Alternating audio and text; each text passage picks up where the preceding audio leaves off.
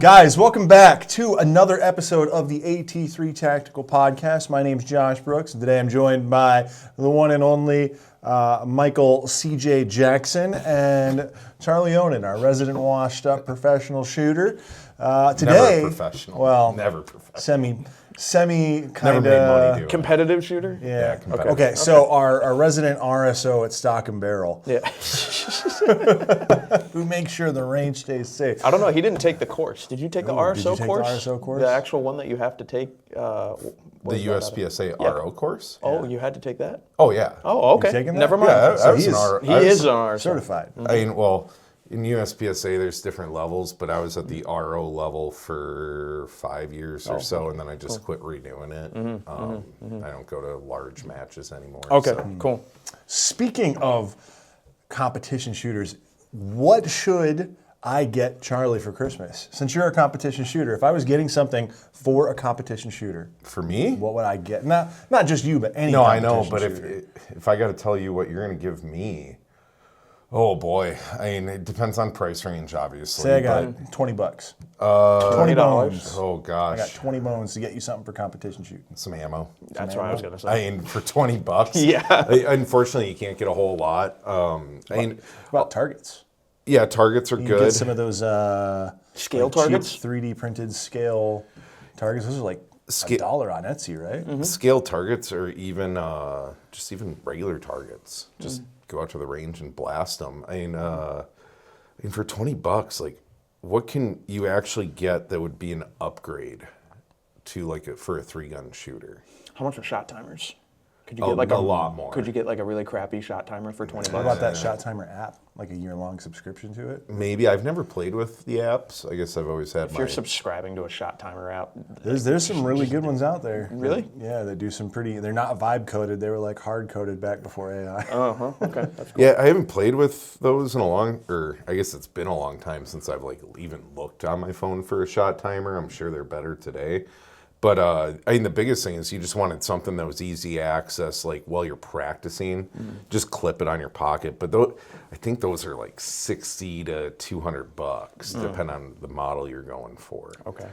But definitely scale targets. Yep. And regular targets. Yep. And ammo. Yep. There's got to be like some inexpensive pistol upgrades out there. Like I I mean, think pistol side, I mean, magazines are always great. yeah, magazines. Depend What on- about magazine extender, like base plates? Yeah, That'll some of take those you up might to, be like, hard a to get 21. for $20. Usually they're like 30 to 80. I have seen range. weighted base plates Yep. that drop the mag a little bit Yep, faster you're for gonna competition Those shooters. are going to be a little more. Sometimes they'll make them like out of brass. I might be dating myself, but I think the Tyrant Plus 3s for Glock mags are like $19. They might be. The thing is if you're going to be dropping on concrete, plastic isn't the best. That you got to kind of know where they're shooting and that stuff. That I mean, if you're serious competition, I wouldn't go plastic base pads. I would look for metal.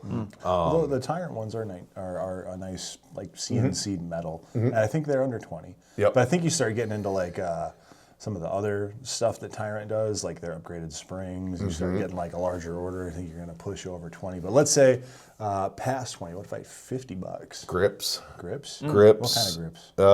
Grip tape. Under $20. Under $20. Yeah, That's you what I'm go, saying. go buy some hockey tape. Yeah, exactly. I'm a big tape guy, guys. Charlie is not. I like giving CJ crap about that. So I guess for like really part of it comes down to the person. But for $50, like a buffer kit, like if you can get me like a H1, H2, H3 buffer, that's gonna be right around $50. They aren't gonna be the nicest buffers in the world, but at least I can try different weights, and now I have them in my inventory. Gloves. Oh yeah. Some mechanics gloves or something. Mechanics gloves. Those probably fit in the 20. No, it just recently broke 20. You used to be able to get mechanics gloves for like 18 to $20. I think they're up at 21 to 23 now, courtesy of everything. Yep. Let's see. I mean, what else is there for $50? There's quite a bit actually. Just depends how invasive you want to get. You could probably get a good gun belt for $50. Not like a whole rig, but like a nice the core belt or something. I think core belts are a little more, but at the same time, it's kind of in that price range. You can get a core buckle. Yeah, you can get the buckle. Yeah. The cool guy core buckle. I'm going to give you the buckle, so now you got to go buy the belt. Yeah, exactly. I've got and all the belt. accessories. I've got the belt. Well, so you just need the buckle. Yeah, I've been using my core belt for like, I've used it literally every day for the past 3 years. It's the best belt I've ever had. And this is, we're not sponsored. I think we sell core belts. We do. But like, what in the world? Oh, cool. That's our light that goes off every time I'm shilling. Whenever I shill something, it goes off. But no, I really do. Actually, I love my core belt. Well, the best part about the core belts is when you go to the bathroom and you hear the ratchet. It's also the worst part of the core belt is the first week you're wearing it when you don't know where the latch is on the buckle. And you're like, try to get what do I do? To go to the bathroom. Oh, it's the button. Oh, yeah. Hey, what else is there for $50? Like some mag pouches Magazines? and stuff. Yeah, magazines as well, but like you mag can get pouches. like a magazine, like a pack, like a 5 or 10 packs. It depends on the under 20 gun that bucks? you're shooting and the cost of the mag. I mean, those 2011 mags are well up and over $50. But if it's Glock mags, CZ mags, I think P320 mags, rest in peace. They're Make sure you're only putting snap caps in your P320s. yeah. Also under $20. Snap caps. That's true. That's true. Well, the funny thing with the P320 mags is seen a lot of other firearms start using them, utilizing the 320 magazine design. Oh, fascinating. So it's like the guns go down in price, but the mags are holding true right now. That's awesome. Because there's actually other uses for I was them actually out just there. talking to CJ about this the other days. He didn't realize that when you're designing a gun, sometimes it is actually easier to design for another magazine that already exists because engineering and designing a magazine, and not just that, but then making a whole manufacturing line for the magazines is actually super cost prohibitive, which is why you see so many companies just going like, AR mags, Glock mags, because it's already so prolific. Yep, and it's like I've heard this multiple times that magazines are either the maker or breaker to reliability for a firearm. If the mag don't work, the gun doesn't work. Exactly. Yeah. And it's like, what is it, the GOAT 15, a little 22, 60% AR. What did I hear? It was they spent $1 million designing the magazines. Really? And that was like the holdup to making it all work. And initially when they came out, they had the 1 in the 5-round mags. They couldn't just use like a Ruger, or not a Ruger, but They wanted... yeah, like a Ruger, like a regular Like a 22 CMMG. mag. Well, it's such a smaller profile. It's a 60% mag well. Yeah. So it needs to be scaled yeah. down 60%, so you can't just use a traditional Mag 571 or anything. Or like a Duramag. I didn't even think about that. Yeah, that Like is a the really, grip is smaller. Everything on that is 60% scale. Yeah.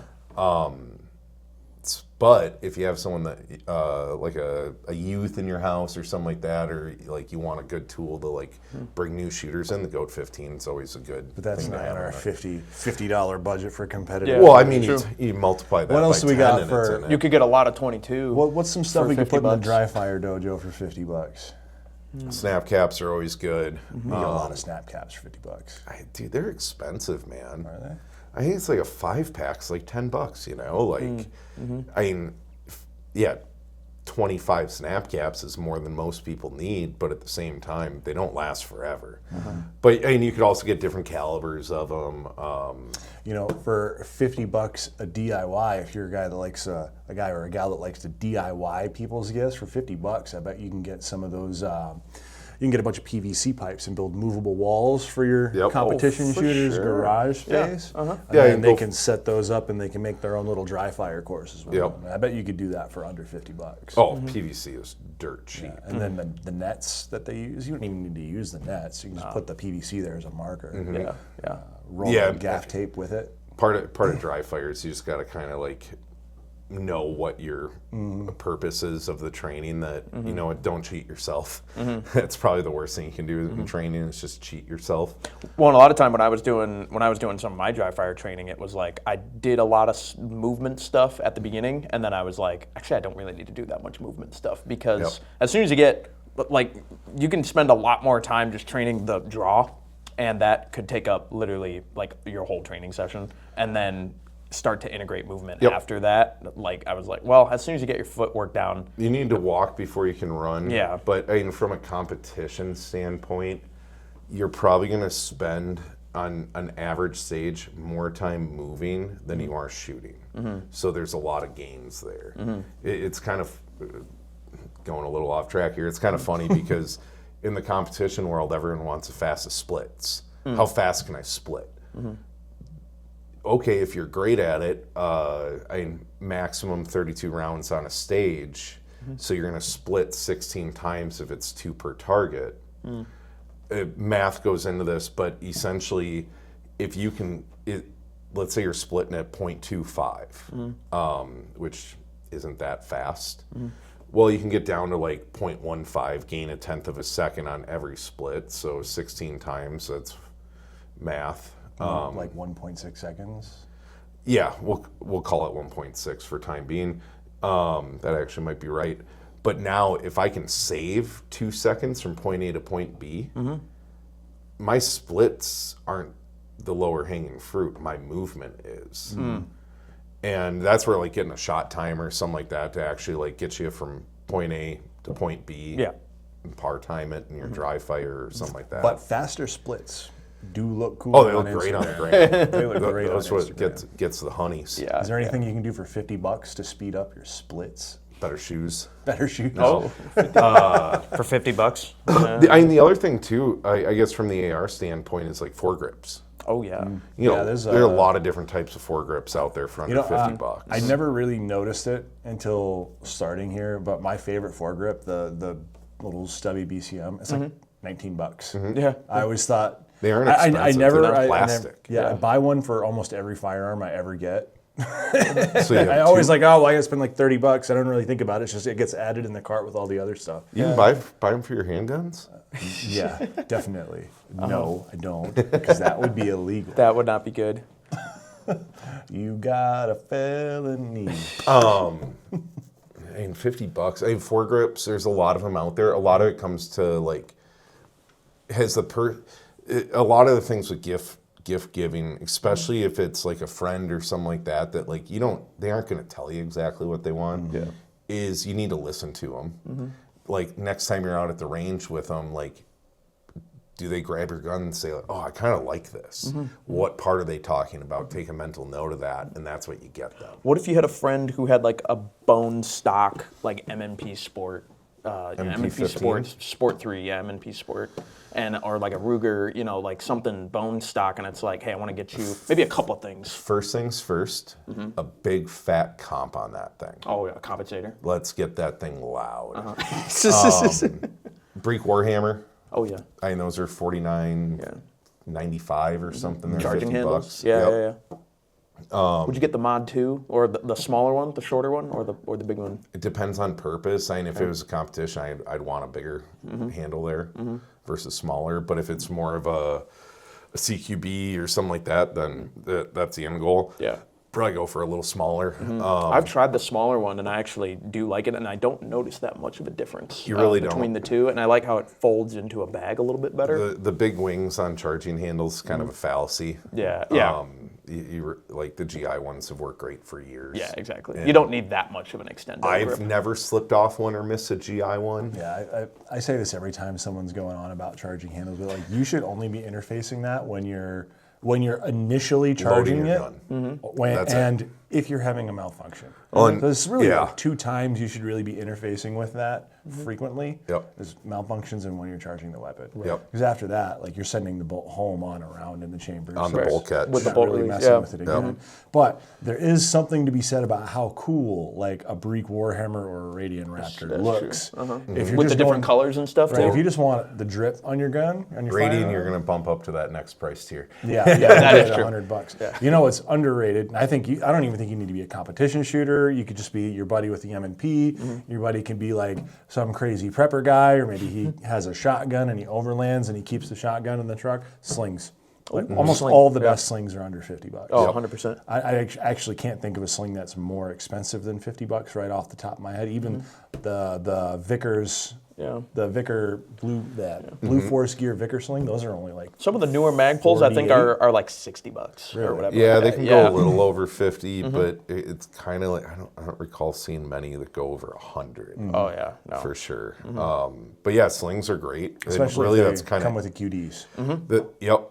And that's what'll drive the price up, is if the QDs are included. And, I mean, M-Lock QD adapters aren't super expensive, or you can always do more of a traditional class system on it.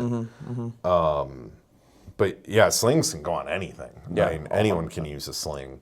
I think every gun should probably have a sling. Am I wrong about that? Well, not like Competition handgun, guns. but This every, guy every long gun. hates slings. it's Every time I've handed Charlie a gun, he's like, I'm taking the sling off because it gets in my way. Oh, is that right? Well, that's because the application that we're using them in. Yeah. Okay.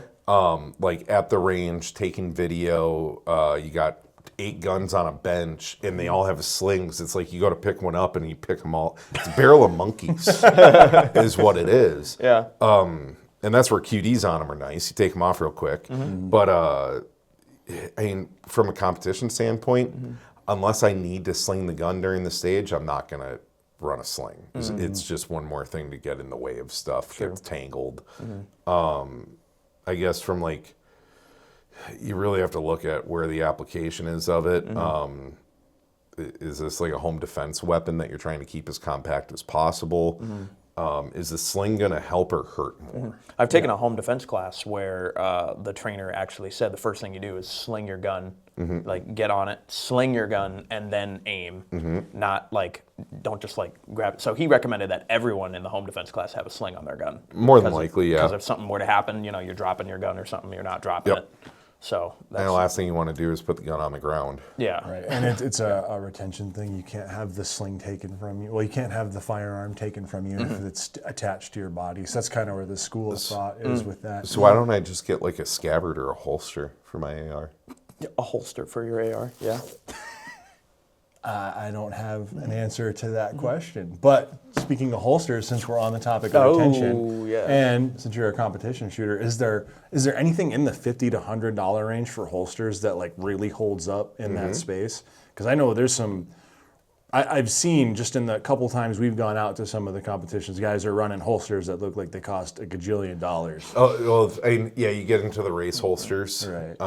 that are essentially they retain the gun by holding onto the trigger guard, and then essentially the muzzle sits in like a little stopper at the end of it. So it's like literally the muzzle goes in, you bring the gun back, trigger guard gets clamped on, and there's literally like a little latch that when you undo that latch, the gun essentially could fall right out. If like you lean forward or something like that, it is possible for the gun just to fall right out.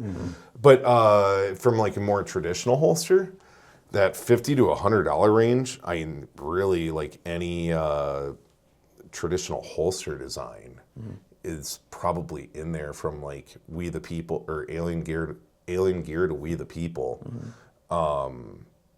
There's a bunch of options in there, and I want to say usually like for a decent holster, you're looking $50 to $80 range.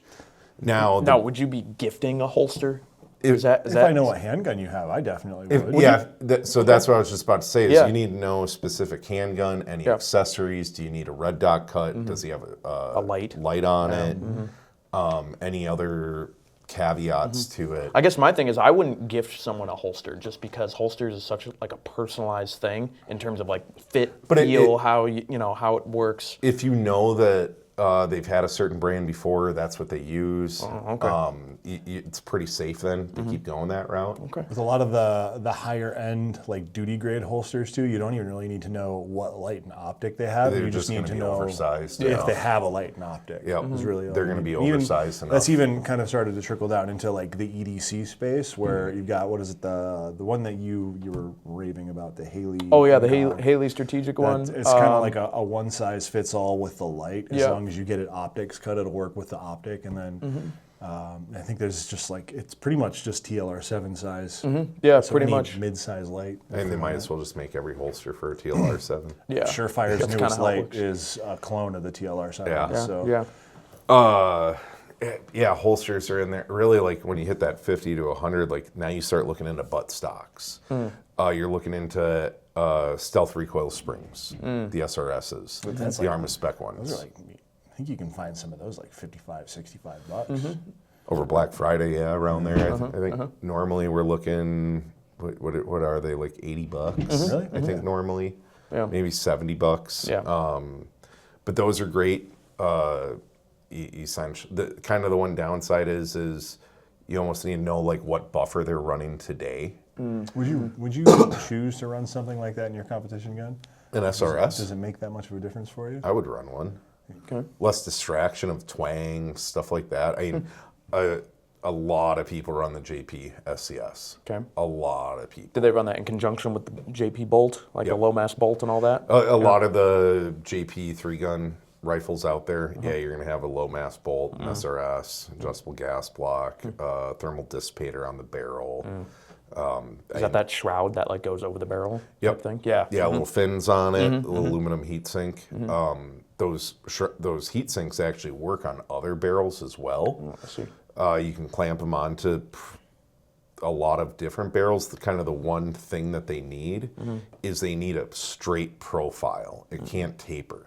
Oh, I see. Because if it tapers, essentially those two pieces are going to clamp around the barrel. You want to put a little thermal compound in there to help spread the heat out or encourage heat transfer. Gosh, I forget the price of those thermal dissipators, but if you have a flat barrel, like no taper as you come down, it's just perfectly flat and up from the extension to the gas block, put a thermal dissipator on. They aren't heavy. They're aluminum. And if you shoot a lot, it'll help get the heat out faster. Yeah. Out of the barrel. If you want it to be really generous and build your friend out or get your buddy the parts to run like a really nice competition shoot, like the JP everything. You're Elon Musk and you're buying yourself a firearm. Yeah. Maybe not even like a firearm, but like the Shoots JP lasers. stuff. Like the JP stuff, the thermal shroud, like all that stuff. How, like, in what order would you do that?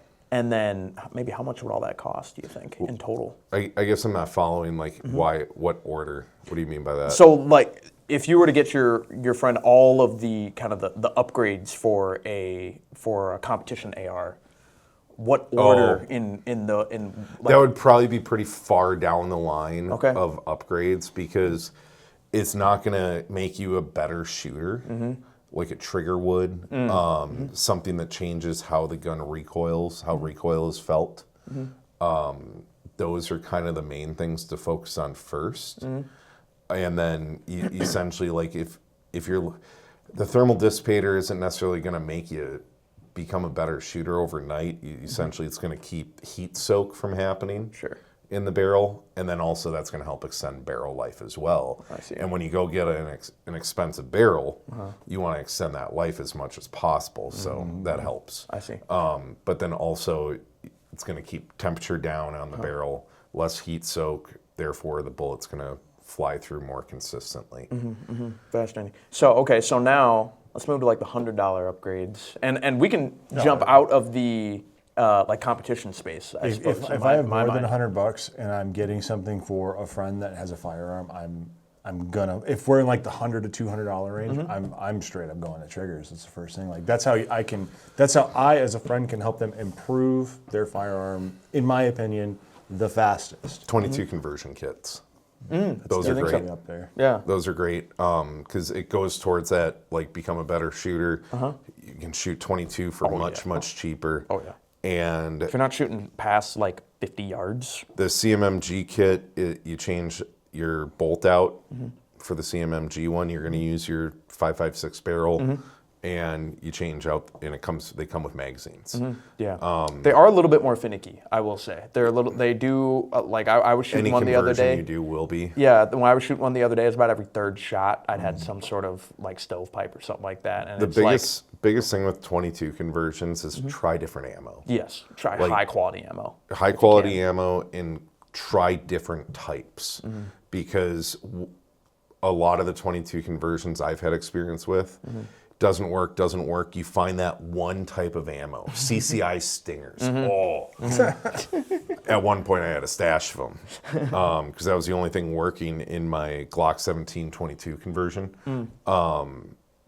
And they were the only ones I could get to work reliably. Because I would end up with kind of like, it might shoot 1 or 2 or 3, and then failure to eject, failure to feed, stuff like that. You're still getting better though, because you're practicing your immediate action. Yep. So you're still getting better, even with bad ammo in the gun. It was actually really funny because I was taking my friend out who had never shot before ever, and I was teaching him how to like clear a malfunction because that was actually happening. So by the end, like he had a malfunction, he was like, oh, okay, I'll just cycle it back, and then he actually got used to doing that.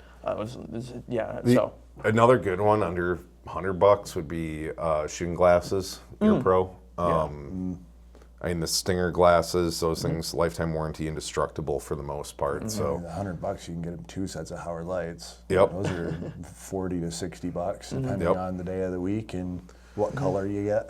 For $100, could you find a pair of like walkers? That walkers are like $80. Yeah, they are. I mean, it depends what level you go. Yeah. The thing is like every company that makes Ear Pro, they got their $20 set and their $200 set. So there's usually something in the middle. The biggest thing that I personally don't like about walkers is their microphones on their electronics. If I use a less expensive headset, I usually use a Howard Light. Howard Lights, their electronics, I like them. They pick up a lot of sound, which is almost like a curse, because like indoor range, you can hear someone having a conversation along the way. So just remember that next time you're at the range and you see people wearing Howard Lights, they can hear everything you say.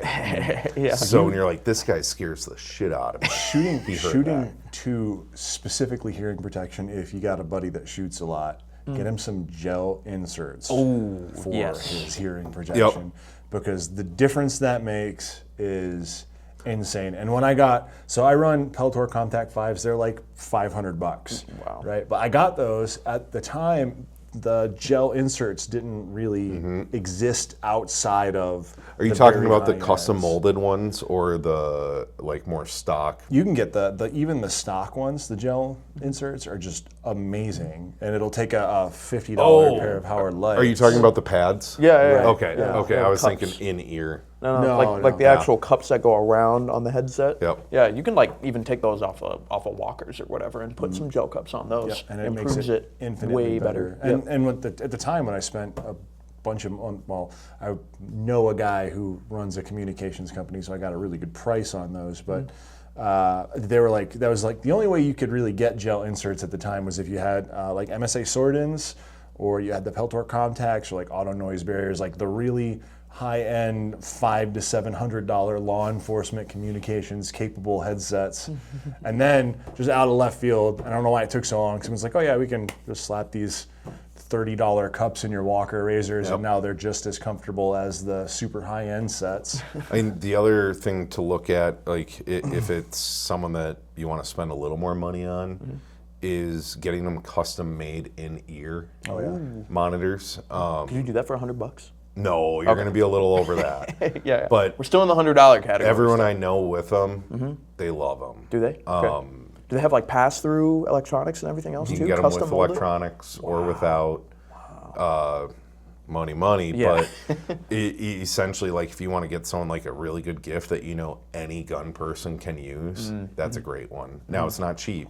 But essentially, you find the company that does it, get a gift card or gift certificate. If they're a gun person and they also like do work where they need hearing protection, it's 100. It'll be one of their favorite gifts of the year. Well, so that's the other thing with the Stinger glasses. They're ANSI certified, so like OSHA safety glasses are certified they're for 87 plus. Yeah, ANSI Z87 Plus, I think is what it is. Plus is what they are. Yeah, and so there's two. I just did the video on these that like 14 of you guys watched, but there's there's like Z87.1 and then there's Z87 Plus, and it's very like the Z87 Plus is when you get into like the serious protection. The 87.1 is still pretty good, but it's not as good as the Plus. Yep. So having the Plus is 100% better. Yeah, so if you work in a machine shop or something like that, they work there as well. I'm still trying to find that really big company to outfit their entire warehouse with Stinger glasses. Stinger glasses? Yeah.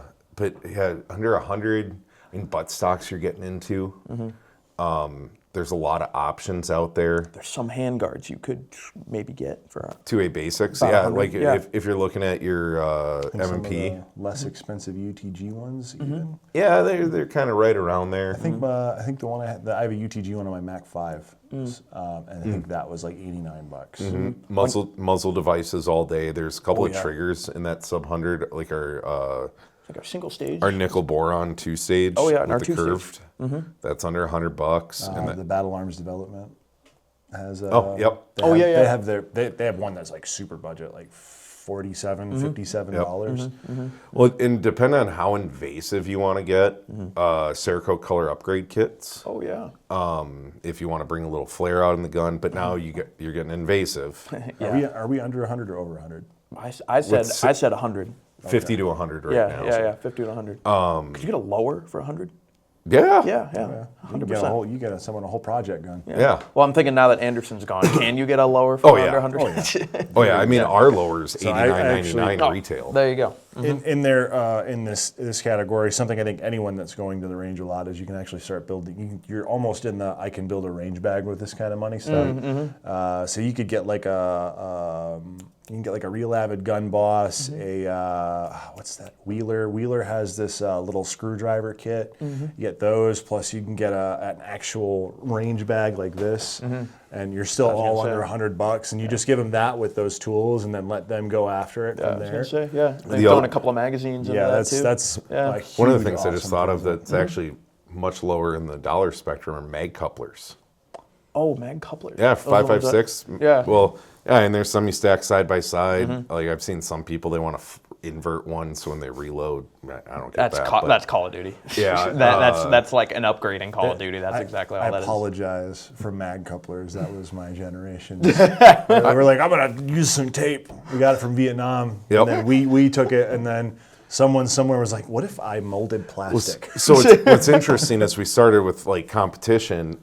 Those couplers you can't use in competition. You can't? Where they go side by side. Now you can stack them one on top of the other. So like when PCC became a big thing, people were trying to see how many rounds they could fit. And literally they were taking 33 round Glock mags and they were putting them butt to butt to get 60 So you had like a rounds in there. 2-foot long thing Yeah. you're running around with? Yep. Yeah. And then people found out like, you don't need more than 40, 45 rounds. Have you ever seen that old video of the dude and he's got the Glock stick mag and it's like a 300 round magazine and it's like resting on the ground and he's shooting in full auto? Oh man, who did that video? I don't know. We're gonna have to find that and put it on screen. Yeah, I'll try to find it. Around 33 minutes, I'll do a clap. So put that on screen. Perfect. Yeah, I mean, that $100 mark, like really you're kind of looking at kind of mid-tier of anything there. I wouldn't say you're getting in high tier, but there's a ton of muzzle devices out there. Like if you know he wants a can or he might have a can and needs a QD muzzle device, most of those are going to be sub $100. Grips, triggers, 45 safeties, ambi safeties, essentially make that throw a little shorter. Yeah, extended mag release. Yep. Also kind of down in that lower price tier would be like a bad lever. Oh yeah. Right, like at the OG bad Magpul bad lever. Yeah. If you got if you're up near 100, I think the Phase 5 is underneath that. Yep, Phase 5's under 100, so that was where I was going to go to, was the Phase 5 one, which the Magpul bad lever, that's plastic, so like, the nice thing is with the Magpul one, no roll pins, one screw, you don't need to remove anything, you just put this on there, put the screw in, and it's done. But now there's some deflection in it, it's not as solid as it could be. It's definitely wiggly. Yes. And it gets wigglier the longer you've had it on. But now it's one of those things from a competition side, it makes the unload show clear much easier because essentially you pull the charging handle back, now you need to reach under to hit the bolt catch to hold that open. How does that hand motion go?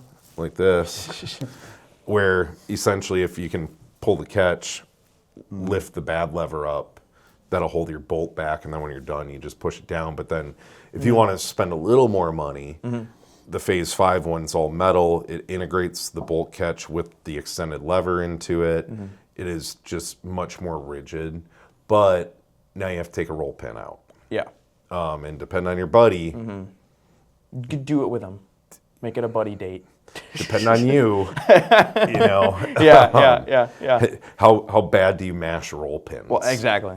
How bad do you mash roll pins? How badly do I mash roll And pins? mar up Cerakote? Well, hey, Cerakote is very fragile. I'll say that. It's not as fragile as some others. It's just metal on Cerakote, usually metal's going to win. Yeah.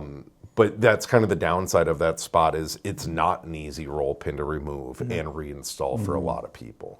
Right. More than likely, you are going to mar something up. You're going to have a little blemish after you're done. So, especially if it's your first time. Yeah. For $100, you were talking about range bag. I was thinking for $100, you could probably get them at some actual pretty good medical gear as well that I think should be included in a range bag setup. Like, you know, for Why do you plan on shooting someone? Well, no, but I'm saying like shooting yourself? Well, no, but I'm saying you should probably all gun owners should probably have some base level of medical. Is there something experience? we should be concerned about with you? CJ? No, you shouldn't be. Okay. What I'm saying is Okay, all so gun not owners. my problem. Oh, okay. We keep talking about his jacket. In that case, yeah, you know. But I'm saying, like, you know, you're out at the you're right. range. And You know, after the Black Friday ripping that Brown Else gave you. yeah, right. Yeah. Well, hey, Caleb successfully lost that sweater competition, so I'm just saying. So I've moved on. You're claiming victory. I'm He claiming- also claimed victory. I'm moving on. You know. if you really want to get into medical, the best medical stuff's going to start right at around $100. So I would say so. For Well, getting like a it's- tourniquet, a chest seal, like wound the packing. minimum is kind of at 100. You start getting up to around 150, 200. That's when you're going to be getting kind of like a more comprehensive blowout bag. Now, if you want to get like a no joke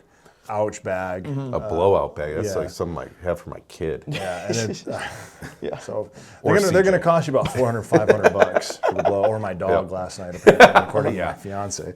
But The other thing too is classes. if you're past $100. Yeah, In this a state- Stop the Bleed class. Yeah. Is great. I know we did one here a couple years back. I want to do that again, but like first aid, stop the bleed. Essentially, that's something that everyone should know if you're on the range. It's just general how to do it. But also, when we took that class, like almost none of that had to do with like gun-related incidents. Oh, no. Like that, almost all the examples we went over had nothing to do with that. It was No, like all and- real life stuff. We had Craig with Tactical Training Solutions come up and do it. So Great instructor. If you're around Minnesota, check out Craig with Tactical Training Solutions. He's great. Does permit to carry, stop the bleed. I think he was an old EMT at one point, and so he's been around. He did a lot of Yeah, stuff. he's been around the block. He's The a good great thing guy. the good thing about medical training is it applies every Broadly. day to what you're doing. Yep. It doesn't have the human body is a machine that functions in one way. It doesn't care if you. But as you far shoot or as you don't like shoot. stop the bleed, I did not know some of that stuff and like how deep you need to get in, how tight you need to pack that wound. Yeah. I'd love to have Craig on the podcast. I also That'd be fun. partially learned that I probably shouldn't be the one doing that Oh, if is there's that right? others available. Like when they were showing the stuff on screen, man, Yeah. I have that I forget what it's called, like a Vesaverga reaction. Oh, yeah. Where I pass out. Like I can have blood taken out of me. I'll literally watch them jab me. I'll watch all the blood go out. 10 minutes later, boom, on the ground. Well, that's fine. If you're the one helping out with some medical incident, as long as it's 10 minutes after the fact you're helping them, then you're fine. Yep. But yeah, so classes, whether it's medical training classes, intro to Carbine class. carbine classes, basic handgun. A permit if Permit you're in a to carry state that guns. require one of the few 23 states that still require permits. Yep. Of course. Yeah, so like any training course, you can find a lot of like 4 to 6 hour training courses, multi-person, for about $100 usually. Now, usually they're going to need some ammo to go with it, but if it's an $80 course, maybe get them $20 in ammo to help them out or something like that. And I guess that's kind of one thing that almost anyone could use. Yeah. No matter your skill level is a different perspective. Oh, for sure. So then what about moving into the $200 category, or maybe like, let's say the $100 to like $300 category, because I don't want to take this like hundreds at a time. Let's go to like if we're in the $300. $100 to $300 category, for me, that's when it's like, okay, I can get you like a dedicated 22 LR upper for your AR. I can get you, I can do a lot with that. Really, the sky is the limit. But for me, if I'm getting something for my friend, it's probably going to be like a dedicated 22 LR upper, because they're going to get a lot of fun out of that. Yep. Slapping on their lower. Yeah, an unlimited amount of fun out of those. Yeah. And I guess for me, if I was doing a dedicated upper, I would do our AT3 22 barrel with our bolt, Oh yeah. and then Black Dog Black Dog machine mags with them. Those ones actually have pretty good hold open once you're unloaded, and that's essentially a dedicated 22 upper. It's not a hybrid like the barrel was made for 22 LR. Yeah, you're gonna get a lot more range and accuracy out of that, and proper twist rate out of that barrel as and well. you aren't gonna. The problem is shooting 22 LR through your 5.56 barrel for extended periods of time. You're gonna get carbon buildup in there. Like at the end of the day, it's not the best thing for your 223 barrels. Right. Yeah. Sure is fun though. It is. Should be cleaning it also. Now, if Always you can cleaning get a dedicated upper, you don't have to worry about that. Essentially, your AR-15 is your AR-15, and then you just put on a 22 conversion upper on it. What else is in that? If we're in the 300, I'm thinking I'm moving into optics now at this point. In the $300 range, if I can get all the way up, like a nice red dot, something like that. Touching a lot of red dots. Yeah, up to yeah. 300. For someone, especially for someone who, I'm thinking like the M&P Sport friend again. If he's never had a red dot on his gun. It opens the whole category of not just red dots, but even like the more high end iron sights as well. So you start getting like metal flip up iron sights instead of just like the less expensive polymer ones. But yeah, it opens the whole red dot segment. Yeah. The whole budget red dot segment. We're not getting anyone like an aim point with that. Yeah, the M-Bus kit, those are under $100, aren't they? Oh yeah, for two. Yeah, the front and rear kits, I think those are just under $100. Those are always great add-ons. Yeah. Actually, the one of the Christmas gifts I got last year was those 45s? the 45 irons from my Mark 18. Yep. Sure. Yeah. Those are not cheap. Are they not? For Are they the Depends which Magpul ones ones? you get. those, I don't think those are Magpul. Oh, I okay. think those might have been Geiseling ones. I don't know. Oh, okay. Those are ones that can range from $30 to $500. Yeah, they're nice ones. And I guess, what do you get for $500 that you don't get for $30?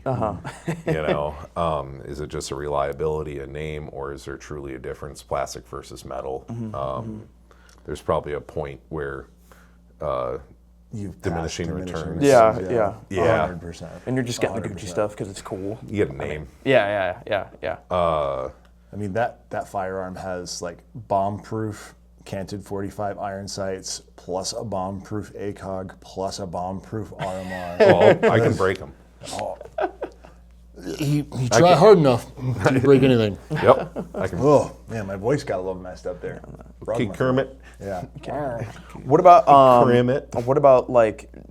I mean, would you be recommending barrels to people? Like, is a barrel really a good I wouldn't gift? gift a barrel that. I No? don't think I could gift a barrel either because it's like There's good so luck. Such a strange gift. Yeah. So many little specs, and then now they need to install it, and that might cost, depending on who your friend is. Like if you have me as a friend, a barrel's acceptable. Okay. Yeah. But I got a feeling if I got Josh a barrel, I don't think he'd be changing it out on his Daniel. No. No, it would give me an excuse to buy a whole new gun. Now if that's the way you want to encourage your friend, you get them an extra bolt. Or no, bolts are spares. Go buy them an upper. Oh, like a whole like Just the a upper. stripped upper. Because now they got to build a gun. Yeah. Go buy them a roll pin. For my birthday in 2024, one of my buddies gave me an AR-10 lower. So I mean, I need to build. I still have it, so I need to build an AR-10. Well, and so this brings in the problem of like, oh, I'm going to buy them an upper. I'm going to buy them a single part. How long have you been sitting on that AR-10 lower? a year and a half.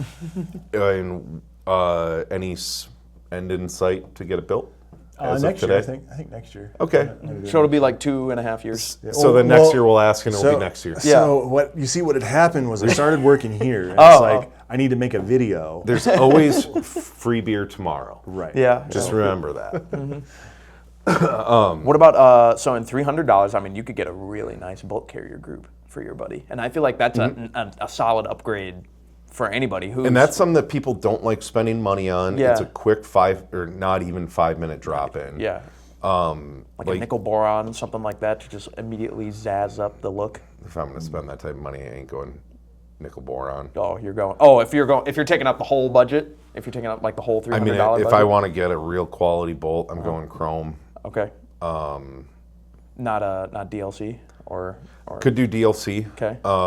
Essentially, like the CAC ones are pretty nice. They're downward venting ones. Oh yeah. Did you see they just got their patent for that? Did they? Yeah. Well, it's that's approved. It's not patent pending anymore. It's Nice. patented. That's cool. Yeah, their downward venting ones are nice. The Faxon ones, they're cool. They have the chameleon Yep. DLC coded ones. Yeah, I forget Crazy. who it was. I was looking. I think we talked about them the other week. Adjustable bolt carrier groups. Oh yeah. So now, if your buddy wants to suppress their gun, they don't want to touch the gas block. Let's say that they messed with the buffer a little bit, and it's still not the way it should be. Now you can go to an adjustable bolt carrier group. Not necessarily the right way to do it, Right. but it's a way to do it. But yeah, get a nice bolt for someone. That's a great gift. Yeah, I would think so. Carpenter 158 steel or S7 tool steel, like go find a nice one out there. And just because it looks pretty doesn't always mean it's a good bolt. That's true. Who is it? If you're out there looking for like the best bolt ever, I would go watch School of the American Rifle. That guy's channel. Go watch some of his videos. guy's- He'll tell you what to look for and what not to, and That why. guy's been a source of research so many yeah. times. Yeah. Well, and the thing is just because a bolt looks pretty on the outside does not mean that it looks pretty on the inside. I mean, lipstick on a pig. Right. Exactly. You can coat anything. You know, it'd be the Nice. best Christmas gift to get someone this year is like a prank. A $200 gift certificate for an NFA stamp. That would be a good one. They'd have like 5 days to use it. Gosh, Literally on Christmas. I think Yeah. I'm going to do that for a few people. Actually. Oh really? Yeah, I'm going to get them like aluminum business cards, one free NFA stamp. Starts January 1. Yep. Yeah. Effective Jan 1.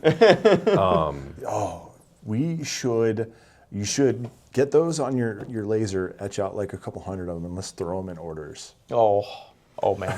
If I had a way That to would be batch fun. them easily like that, I would do it. It's just, they aren't expensive. I know it's a guy. It's just a matter of batching them. I think I'm going to make this. I think I might be able to make this happen because I do know a guy. We could throw it in anybody ordering Spear XLs, our suppressor ready handguard. You know, literally just put it in those, and people will be like, "Oh, One Dude. free NFA stamp. So Yeah. it's January 1. Do it for the Hawk XLs. oh, that would be fun." Yeah. Yeah. That- People are like, "Oh, That might be the new product gift with them. What's a Hawk XL? Oh, I can't tell you quite yet, but if you know the Spear XL, you might know. Is there a show light going? Yeah, so handguards are in that yeah. range as well. the $300 range." Like Yeah. really, Almost all the best handguards are right in that range. if You you're go- spending you go over s- $300 for a handguard, you better have a I mean, you've darn got good reason. BCM for and it. Geisler are on the upper end of that, Yep. and you really don't need to get too much better than that. Well, and I don't think you're Daniels. you're surpassing 300 there. I think think you're the kind of a Geislers are- 250, 280. I think the Daniels are probably more expensive than that. The No, Daniel they're Defense handguards. $500. Yeah. Yep. And as someone who has multiple, I can't tell you why those are $500. Yeah. The steel barrel nut. Yeah. No, I can that's tell it. you. What's that? It costs a lot of money to make 2Ds. Double Ds are not cheap, man. Yeah. The only reason why I have them is because I bought those guns complete. So. Oh, we were talking about guns. Oh, Oh. No, I know exactly what you're talking about. I was trying to steer the ship back. Back to the gun-related content. I mean, I guess if you had a friend that said, CJ, I have $200, what do you want? For me, Yeah. Law folder. I'd honestly, actually, I didn't think of that. The law folder or the Sylvan folder. Good 30-minute upgrade. Those are 30-minute upgrades. That's great. Probably I would say a nice trigger, like a really nice trigger. You know, maybe an adjustable or something. Like it depends on the gun. Like an You're out of adjustable- range for the Trigger Tech Diamond. Yeah, you're out of range for Trigger Tech Diamond, but I believe the ballistic engineering adjustable triggers under that. So they're still 160 to 210, I think, are the two there prices you go. for them. There you go. So yeah, like a nice ballistic engineering trigger, solid break. Again, that's like gonna make. I haven't upgraded my trigger on my gun yet, so that's probably the first thing that I would do. And then outside of that, I mean, You know what CJ's gun needs is a muzzle device. Oh yeah, a muzzle device. Probably a nice QD muzzle device to go with the suppressor as well, along with like a bolt carrier group, adjustable bolt carrier group. That would be nice. Why adjustable bolt carrier group and not adjustable gas block? It's easier. That's the whole reason. You disappoint me. It's easier. Well, he has issues with true gas with block. I have issues with gas blocks inherently, it would seem. And then, but it is easier. Here's what I've played with both. It is easier to adjust a gas block, actually. It's easier to adjust a gas block. It's harder to adjust an adjustable bolt carrier group because every time you have to adjust, you have to take the whole thing apart. Well, not take the whole thing apart, but you have to break the upper off. The one I was looking at, you come through the dust cover. Is that right? Okay. Yeah. The only other one that I know of is... in some of my adjustable gas blocks, you have to take the handguard I was off. going to say, there's some adjustable gas blocks where it's like you either need a really special tool or you have to take your whole handguard off. And there's some that you can like get through, depending on the handguard you have. That's you the can thing, is it depends on the handguard, the length, the journal length, or essentially your gas tube length.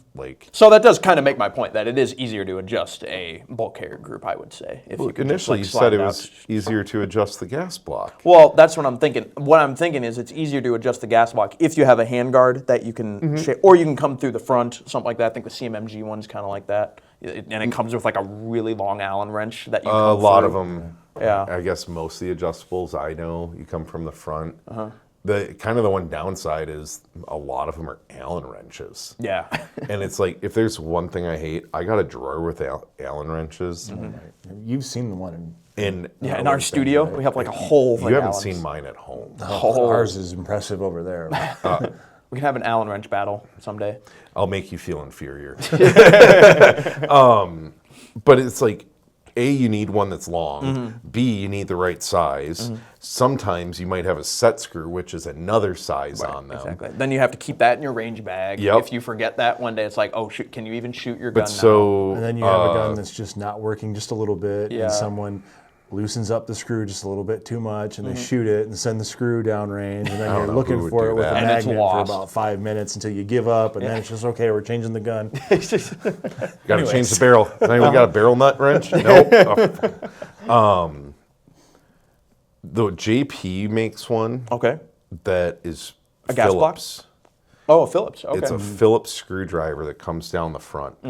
And to find a Phillips screwdriver with a shaft this long, it's pretty easy. Is that right? Okay. So that's one thing I do like. I went, for some reason earlier this week, I went down the MCX rabbit hole. I don't know why, but talk them out of it. I went down the MCX rabbit hole, and they do have literally just a hand, by hand, you can flip the gas block to either like super or suppressed or unsuppressed for the MCX because it's meant to be suppressed. And so it's like, but if it's unsuppressed with a QD, then you can just flip it either way. I wish more had that. I wish more gas blocks had that. There's a lot more coming out that are like, not necessarily like flips, but essentially you can adjust it with your hand.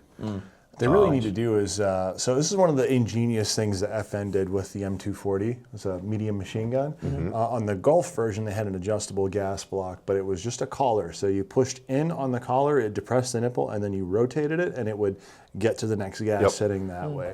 Super simple. Well, Strike has a collar one. They do, yeah. It just still does require an Allen that you need to go in and twist and then rotate and then twist. There's tighten. a couple out there I've seen that essentially they just extend forward and you can turn them. I've seen some where it's like you need their proprietary handguard with a cutout on them, and then you can like move it with your thumb. I guess kind of at the end of the day, especially with ARs, is if you're constantly changing configurations, you're constantly going to be having issues. Yeah. Well, and it kind of this whole thing kind of runs into the problem where it's like a industry-wide thing where it's everyone makes their own proprietary thing because no one wants to get on one standard. It's like why we had Keymod and Picatinny and M-Lock. Finally, everyone landed on M-Lock and it was like, okay, this is what we're going to do. Thankfully, that finally happened. But everyone's always got to make their own proprietary solution to whatever problem exists. Or they're just solving problems that don't necessarily exist. I forget the thread size, but it was very common on 9mm barrels from not to be they were half inch, but I want to say they were like 36 threads per inch or something like that. Is that right? Instead of the, what is it, half 24, half 28? 28. Yeah, half 28. Yeah. I want to say it was like half 36. What? And it was just like, why? Yeah, because then you have to get a whole muzzle device, a whole new different muzzle device that's just for that. Well, and just the thing is too is 1/2 inch on a 9mm barrel's getting pretty thin out there. Yeah. Now most 9mm barrels are 5/8. So it's kind of like, guys, let's just standardize a little here. Well, and the AR, to be fair, like the AR platform is very standardized in like a lot of aspects. This is why we have all these parts, right? Well, So it's mil like, spec. Yeah, exactly. But then once you get to how like other guns, And so here's the thing: if we dial that, right? If we dial the mil spec in more, so there's a little bit more standardization on things like this is how a gas block can be adjusted. Everyone use it. Does that going to eliminate the innovation. The innovation in the space, do you think? Or would that make it easier for everyone? Because it's like, this is the way it is. So now I can make my handguard this way or this way or this way, and it'll still interface with this critical piece of the firearm. I see what you mean. See, the thing is even if mil spec goes one way, it doesn't mean that let's say the new mil spec is adjustable gas blocks. Doesn't mean that they're not going to make non-adjustable. I mean, they're still probably going to make them and sell just as many. I actually don't even know the last time I saw mil spec tied to a gas block. That's true. So, are most of the gas blocks out of mil spec? I don't know. Yeah, that's a good question. Because the other thing too is if you surpass mil spec, I don't think you can call it mil spec, nor do you want to call it mil spec. No, not technically. Well, I mean, and I actually did a whole video on mil spec. I mean, most everything isn't actual mil spec, Like most everything is literally just we're using the same things that the mil spec parts use. So the same materials, the same measurements, the same everything. But in order to be technically mil spec, you need to be manufactured by an actual government contractor that is manufacturing things for military purpose. Under an actual documented contract. It's to military spec. Yeah. There's a word missing in there. Yeah. We have a whole video about mil spec right here. You guys can check out because it is a topic. It's a big. It is a whole ass topic. So I guess the next question would be for gifting is when do you give the gift of a firearm? Now there's some legal things that need to go on there, but it's not unheard of to gift them. There are ways to do it that are perfectly legal. So, like you're saying, what price bracket or what? What level of relationship? Or at what point? What would your requirements be to go buy a gun for a friend? It's for me. It would depend on one, how well I knew the person. Like I would be perfectly fine getting you a gun if I were Elon Musk for a day and I had all kinds of money. You have to be that rich. Same with you, because I know you guys, and I know that you guys would be cool with getting a cool gun if I found one for you. Or like for my fiance, I might get her a handgun for Christmas because she really wants to get into shooting, and I get her a handgun. That'll be a good Get way her to one of those lifeguards. He's like, get her a Sig Rose. I'm like, I'm just gonna get her like a Glock 43 or something. Whatever. You could have Charlie do it up where it looks like a knockoff Sig Rose. You should do look like a Glock Rose. No, you should do it a Raging Judge, or You should get her a Pink 38 special, right? Pink 38 special. Those little lifeguard ones that are like business card size, little 22s. Yeah, so to me, I would have to be. I wouldn't. For me, I wouldn't get a handgun or a rifle for just anyone. I'd have to know the person pretty well in order to feel comfortable giving them a firearm. And still, would you actually get one for your fiance? So I would. Well, with her. What are the odds of her? What is the percentage chance of her killing you? Pretty high, actually. Then it just went way up. Yep. Because isn't that? I went to a wedding one point of which someone during the toast they said, "Congratulations, you just married the person statistically most likely to kill you." Yep. Well, and, okay. You got plenty of knives in the kitchen anyway. Yeah. To add to that, it's usually with your own gun. Yeah. Too. Yeah. Well, that's fair. Yeah. Don't worry too much about that. But like if I were taking you, Charlie, if I were going to get you a firearm, I probably wouldn't get you a firearm. I would probably get you a gift certificate so you could go down and get a firearm, and I would reserve, or I would pay for the firearm and have it stay there so that you could go do the background check. Oh, you wouldn't just buy it and give it to me? So that's called a straw purchase. What's the problem there? No problems with that. Yeah, so actually that's a great way to do it is get a gift card or you pay for it, have them hold it. Because at the end of the day, the question is, are you the actual buyer or the purchaser? You're the one that's going to own it in the long run. It's not necessarily who paid the money for it. It's who's walking out with it and bringing it home.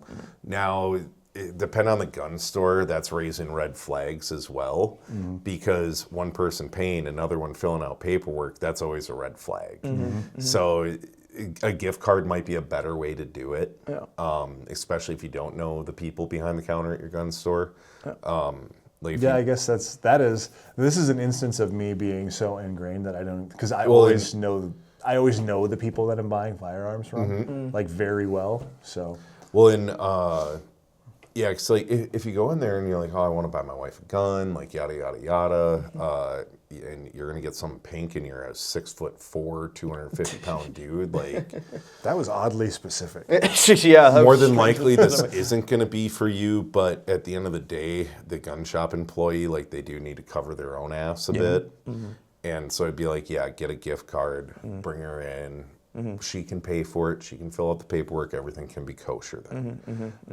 I had to go back to your earlier question, I had a group of buddies who bought a handgun for one of our buddies who was getting married. So it's like they were on the bachelor party It's or whatever. actually a common gift is to give a gun. Yeah. So that's one way to do it is you split it up amongst a bunch of people. So like, if you want to get something for, for your dad, your uncle, your brother, your whatever, it's like, oh, let's all go in together and do the gift certificate thing, and then they can get kind of whatever they want, a Glock, whatever, or a SIG or whatever it might be. And if you really want to do it right, you get the his and hers set for them. Yeah. Like matching Glock 19s or something like that. And if Matching SIG roses. Well, and it sucks for him.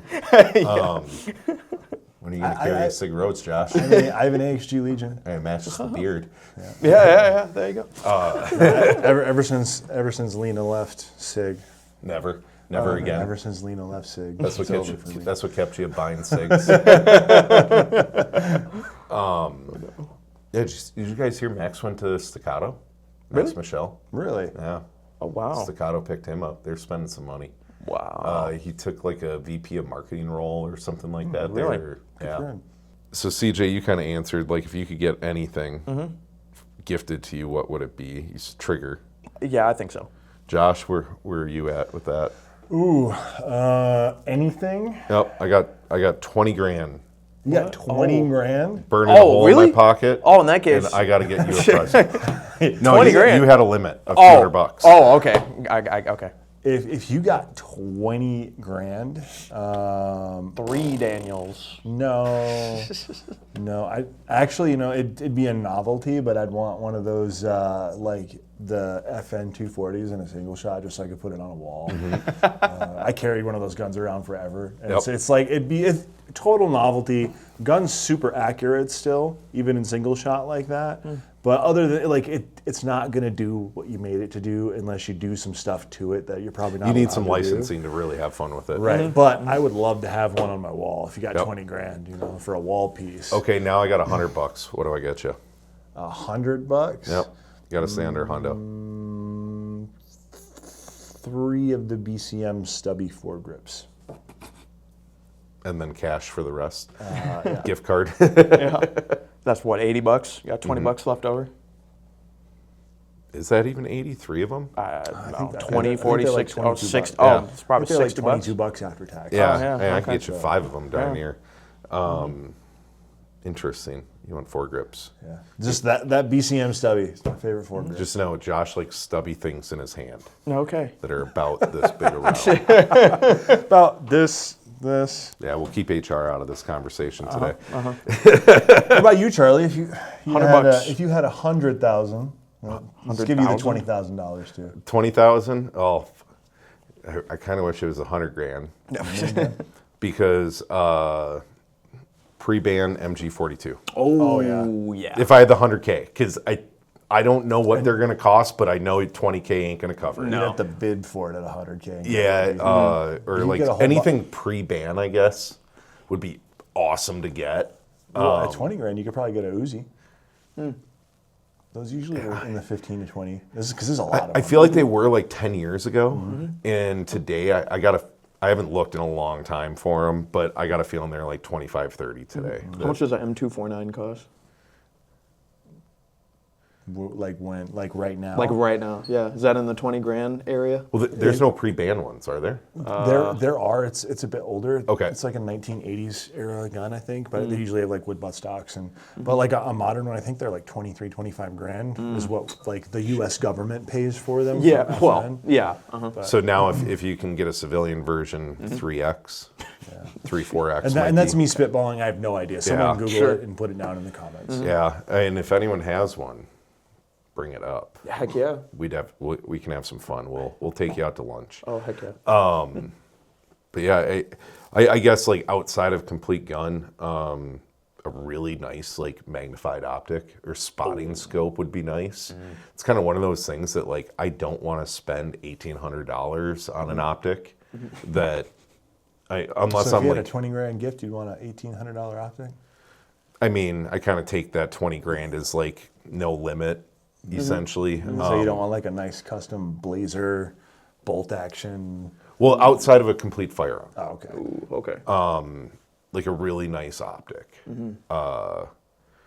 Because I mean, a can, You could get like a Trijicon Credo or either that or like a Vortex Razor. There's a ton of really nice optics out there. Swarovski makes some pretty nice ones. Swarovski. Yeah. Loophole makes some really good stuff too. Yep.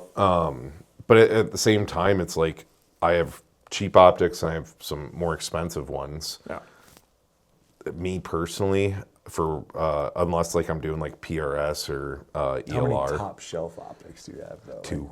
Yeah, like the real top shelf. I have 2 that are over $1,000.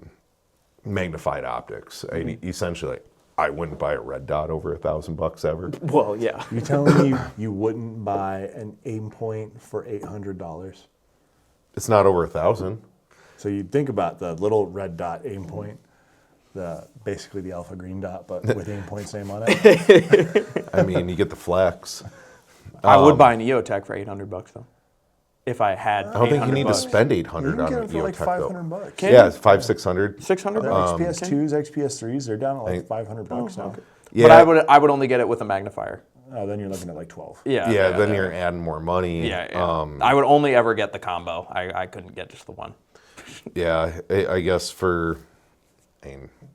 I'd probably go to like because it's one thing I just don't like spending the money on, especially after I just spent $1,800 on a rifle. Yeah. $3,000 on a rifle. Now I got to go spend another $2,000 on glass. Well, when me and Josh were in Canada, Rob Furlong, the shooter there, you should invest more in the glass than the gun. he was like, just like spend all your money on the optic, and then maybe just buy like a cheap He 308. said spend 80% of your budget on the optic. Yeah. And then 20%. But again, that's a guy that shoots 2 miles for fun. I mean, yeah. Well, no, his idea of fun was shooting. What was that shot he was trying to make on top of them? It was like 5,200 meters or something, like 5.2 kilometers. He was trying to send this round. Yeah. But it's like, you're a madman. Like, why?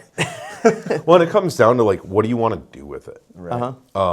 Me personally, I don't foresee myself doing any ELR stuff, maybe some PRS stuff, but I don't need a $10,000 scope for that, especially starting out. Yeah, they're still really hard shots. Oh, those guys are taking. Oh, I'm sure, but the thing is, a $1,000 scope versus $10,000 scope is not going to be the difference of me hitting a target there.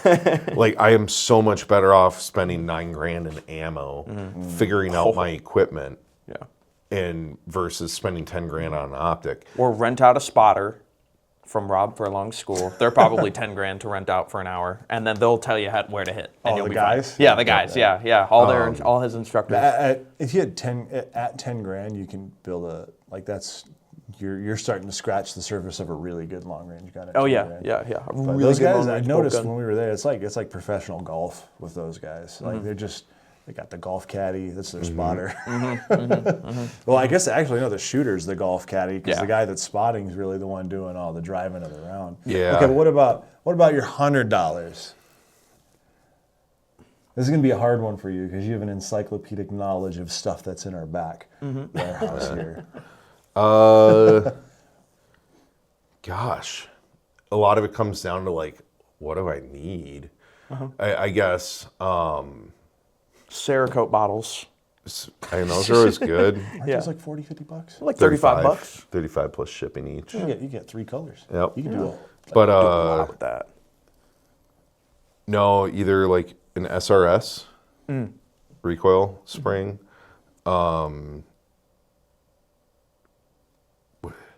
Charging handles are always good. Like you can never have enough. You can always try different styles. They kind of just like essentially any charging handle you do is should not change the function of your gun. But really, I think for me, it would be some like DA 101 muzzle devices or just some like either like Keymod or Chemo or Xeno muzzle devices because those are the two I have right now. Essentially just like I could always use another one. Yeah. I could always put that on another gun, so now I can actually use that as a host. So and I guess that's another gift idea too, is like, does your friend have a couple cans? And it's like, hey, why don't you put a can on that gun? Well, I don't have the QD muzzle device for it. Yeah.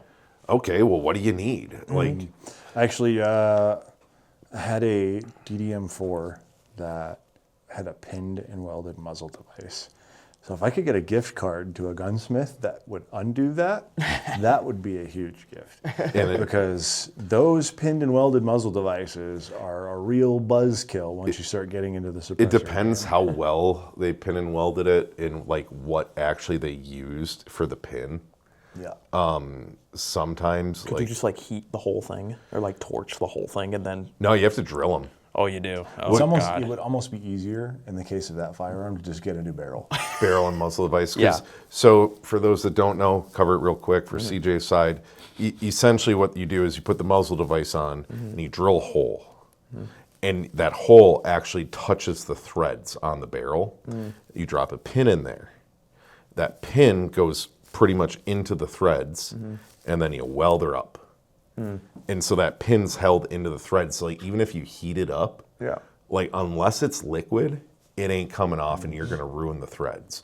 So to essentially do it, and this isn't like 100% it's gonna come off every time, is you need to drill through the welds and then drill that pin. Or make it so you can drop that pin out. But if they use like super hardened tool steel for the pin, good luck. You need a really good drill bit. Okay. Or if they use something very soft for the pin, you might be able to melt that out once you get a little hole. And just for more clarification, the reason this is done is because that's a 14.5-inch barrel, but the rifle is not an SBR. So it's got an 1.5 inch long muzzle device pinned and welded to the end of it, so the barrel is technically 16 inches. Yeah, because that muzzle device is permanently It's affixed not to removable. the barrel. That 1.5 inch is what takes the gun from being a super ultra deadly mega scary SBR to a regular kind of scary AR-15. I like the scary ones. I got a pretty scary one in my office then right now. That one's really cool. We need to actually he needs to do a video for that. Well, Yeah, I this do. weekend. Yeah. But we do have to start actually wrapping this up. So guys, let us know next week. Question for everyone. How do you wrap a gun? Because we're wrapping this up, Josh. How do you gift wrap a firearm? Should we let the comments answer? Yes. We're gonna leave it with that. We'll see you guys next week. And if you actually, what I want to see is I want to see you guys share on social, either Twitter, Instagram, or Facebook. Go wrap a gun. Show us how you did it. And actually, what we could do too is if we get a bunch of these, we might pick one to give a gift certificate to. Oh yeah. Whoever did the best job. Go Yeah. hit us up on socials. Don't just Links brown are bag down it. below in the description. There you Yeah. go.